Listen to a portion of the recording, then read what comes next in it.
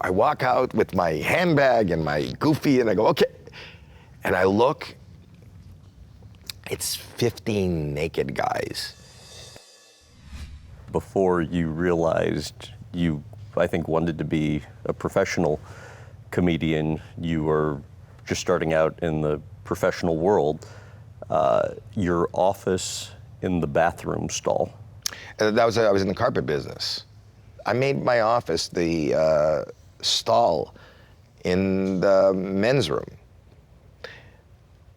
And, you know, it's really funny. I learned that, you know, people, it's kind of interesting. It's kind of a great social, I think I live in a social experiment. I'm always experimenting socially to see where the boundary is, where the bar, will somebody speak up? It was kind of funny for me to sit down and write contracts on a toilet and with a guy and his whole family standing outside the stall. The guy's in the stall and they're signing. Sometimes they'd say nothing, not even react. To me, that's almost funnier. I would lie down at the base of the couch and draw their floor plan on my body and my belly button, and I'd lie there, seriously, and you'd see that they were just uncomfortable while the shirtless guy is drawing their living room, dining room, and 3 bedrooms on their body. It would become part of the norm, and I find that incredibly fascinating and funny and interesting and educational. Spring of 1977, amateur night, Yuck Yucks in Toronto. Your friends are encouraging you to go up. Take it from there.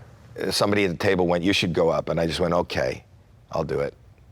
And not because I had any aspirations to be in show business, not because I had any, nor did I think I was funny or a stand-up comic or anything, just because somebody said, "You should go up." And I went, okay, there's no reason in hell that somebody should be saying, "Ladies and gentlemen, Howie Mandel." So therein lies, if there is a joke, that's the joke. The joke is, Howie Mandel's coming out. He's not a comedian. He doesn't want to be a comedian. He's never done this before. He's not prepared. It's just funny. I can't believe you did that. And that would be the joke. Mm-hmm. That would be the joke. That's as much thought as I put into it. So I remember being in the back hall and somebody goes, "Ladies and gentlemen, Howie Mandel." And I walk out and I, you know, ta-da! And there's a big applause and I'm just looking, and when I walk out, if you've ever been on a stage, it's blinding. And within seconds, the applause stops and people sit and wait. And then I'm there and I didn't have a plan. I didn't have a plan. And I look down, you could see the front row. And there's people smoking and looking up at you like, "Okay, funny boy." And the adrenaline, the embarrassment, the fear, the terror, just going, oh my God, like, I should have thought of something.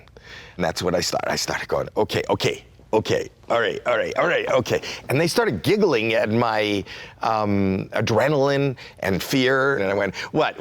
No, tell me, what? And then I didn't know what, I was terrified. I put my hands in my pocket, and because I have OCD and I'm afraid of germs, I was carrying always rubber gloves that I would buy at the drugstore, latex gloves. I pulled out one of the gloves and they're just standing there, okay.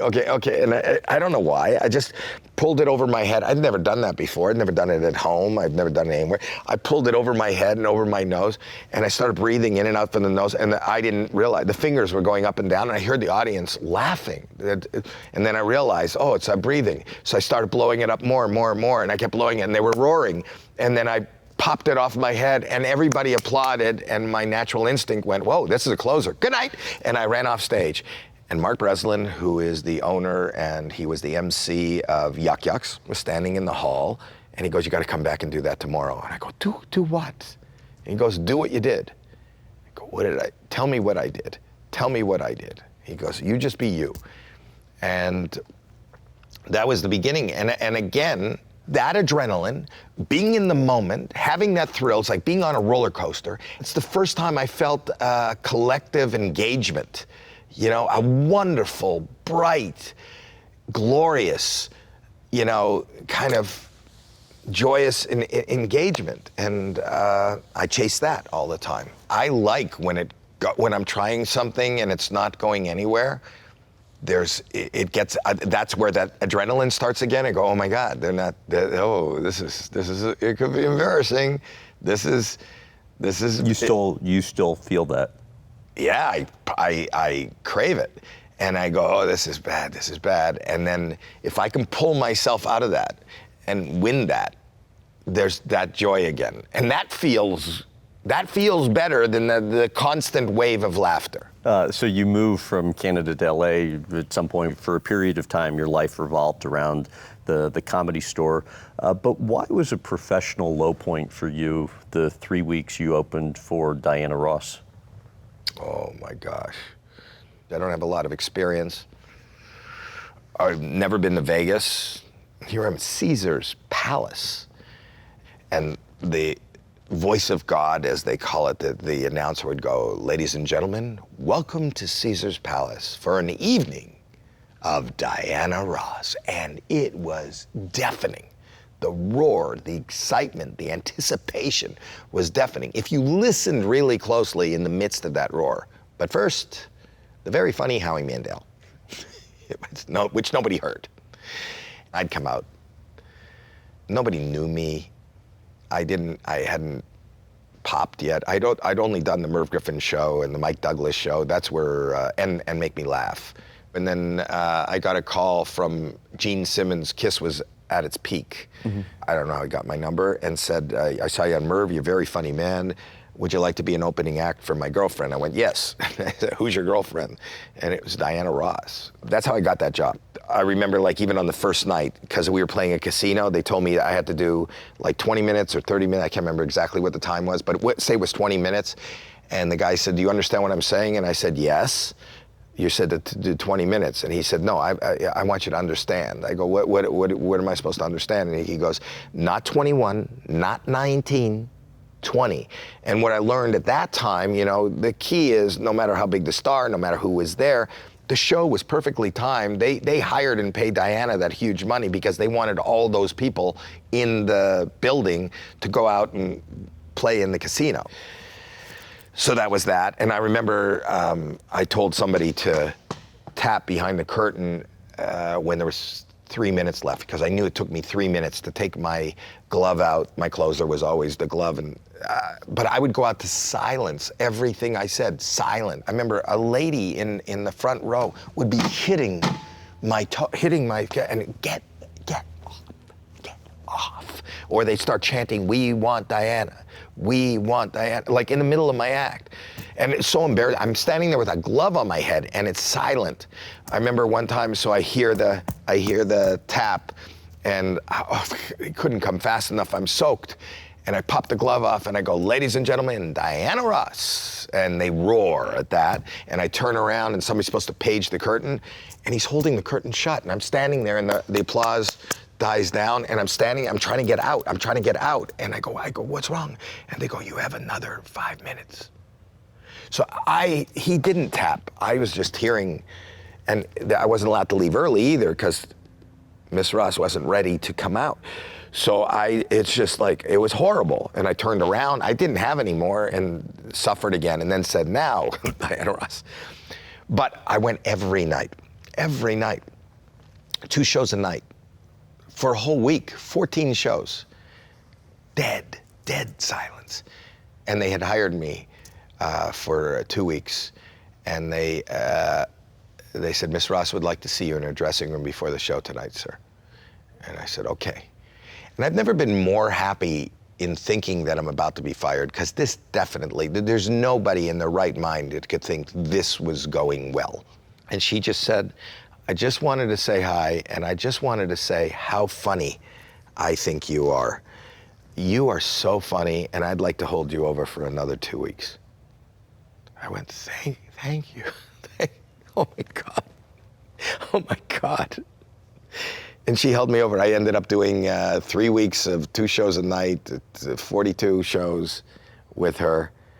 I wanted to leave the business after that. I thought that was the end. I know you once got paid $150 for headlining, 9 straight shows, but one moment that I think you felt you were most grossly underpaid was when you got $25,000 to perform at a bachelor party?